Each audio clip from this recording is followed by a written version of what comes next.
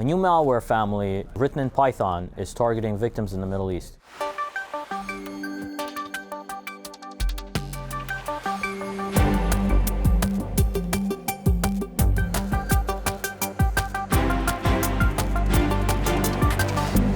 Hey Stan, I heard you have a story about a new rat. Yes, it's either the JhoneRAT or the JhoneRAT. Unfortunately, there's no standard guide for pronouncing malware names, but it's a new malware that's being distributed in the Middle East or targeting victims in the Middle East.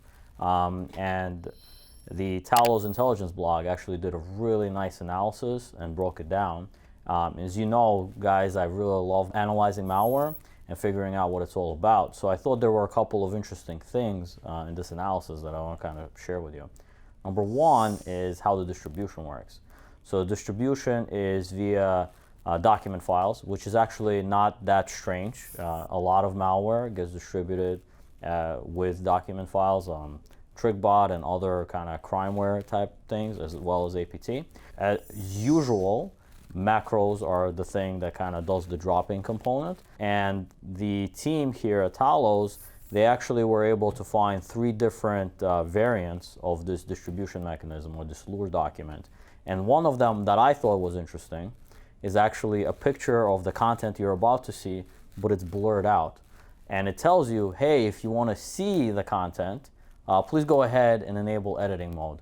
And I think that's like a really clever way to get probably most people, because you're kind of like squinting at it, there's something there, you're not sure, and here's your final solution. All you gotta do is click this button and you could see the rest of this content. They had other interesting lures like supposedly this is something that has like, let's say compromised Facebook credentials or something like that, so check if you're in there. So you want to check your exactly. Whatever. And so it's like really engaging lures that I think most people would probably fall for. And then I think what's unique about this is once the malware is kind of going through its installation steps, there's lots of obviously like wrapping in different components. So you macro turns into like an auto IT script, turns into like a binary that's like a Python packed, basically a Python script, but it's compiled with like Python installer, which is, I mean, it's not out of the realm of possibility for malware to be written in Python, but it's definitely not something that we've talked a lot about in the past. It's something that is probably not talked about really that often. The most interesting thing is a lot of these components are hosted, or the micro components are hosted in different like cloud services providers. So there's, let's say you're trying to download an additional piece of the binary, it might be disguised as an image and posted to like an image sharing site. And a lot of the communications as well happens over popular services. So the adversary doesn't actually have to ever host any infrastructure. It's actually living off the land of free services that are out there that you could subscribe to that just exist. So it's really low cost for them in that sense. One of the things about that malware is that it's using a lot of these tools that are free, like Google Drive and Google Forms. If you're just trying to look for the traffic going out, it might be difficult, right? So it's really dependent on the end user, that may be receiving these lure documents to really resist clicking on things that you're not sure of the source, where it came from, you weren't expecting it. Just whatever temptation you have to click on these links, try to avoid it at all costs. So I think it's a pretty clever piece of malware, and I already mentioned that it's written in Python. The Talos team did mention that they didn't think it was from any open source, so they think that an adversary like sat down and wrote this themselves without using previous examples. It uses for C2 Twitter, and when it connects to Twitter, it's following a specific handle. Actually, I guess Jones is the first part of the handle, which is I guess how this malware got its name. Right. And it can do 3 commands depending what's in the different tweets that are posted by this account. And I'm guessing that it could be different types of accounts posting it. So the first is it can take a screenshot of your screen and upload that image to ImageBB, which is like basically an image sharing site. Or it can download a binary that's really a picture. So it's got like this interesting, it's like, pretends to be a picture. If you look at it, it looks like a real picture, but at the end of it, it's got this malware component that you gotta deobfuscate and figure out the malware knows how to do it. So a little bit of a stealthy technique, I would say, trying to hide in the noise, so to speak. And then this picture could be like on Google Drive, so it'll download it and execute it. And then it can also execute commands and set the output of those commands to Google Forms.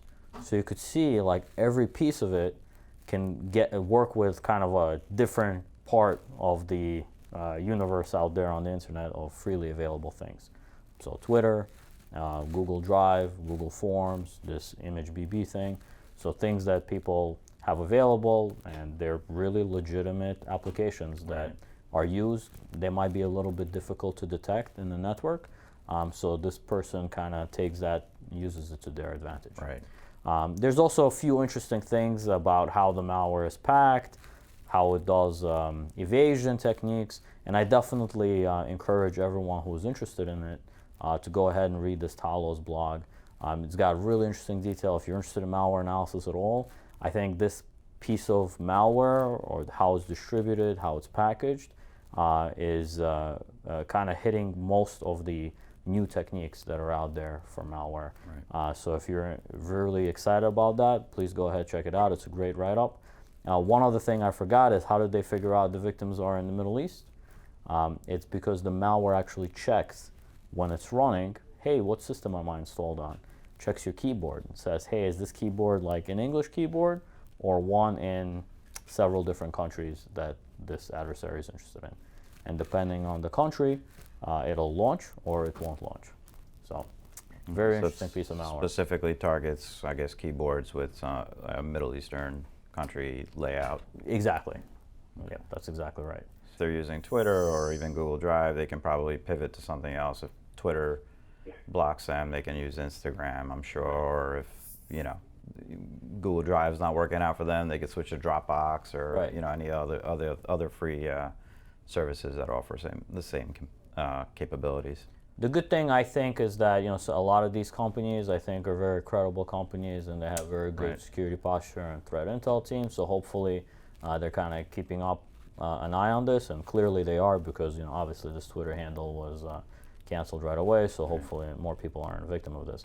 But it's definitely something important to keep an eye on. And of course, as we think about designing like the security strategy, how to protect ourselves from malware, we have to be cognizant that there are, you know, there's business needs to use Google Drive or Google Forms or these image hosting sites or even Twitter. There's so many different business cases. So you can't just like really block that stuff. But how exactly? So malware could have an opportunity to hide there. But how do you? Well, what are some of the clever techniques you can use to protect yourself there? You think about how many things are being passed by macros. You almost wish that there was a ubiquitous way just to turn off macros, and require enabling, each time or something that trigger that. Yes. And you can see these adversaries have gotten really smart with the lures. Honestly, for me, for some reason, this blurring effect is like the best way. Because if you ever see something blurry, automatically your mind is like, how do I get in there? How do I zoom in? Or why is it loading slow? You guys remember those days when like the images used to load really slow on your line by line? Maybe it's because of that. We're like, well, come on, get it faster. Let me click on this button. How can I get this content faster?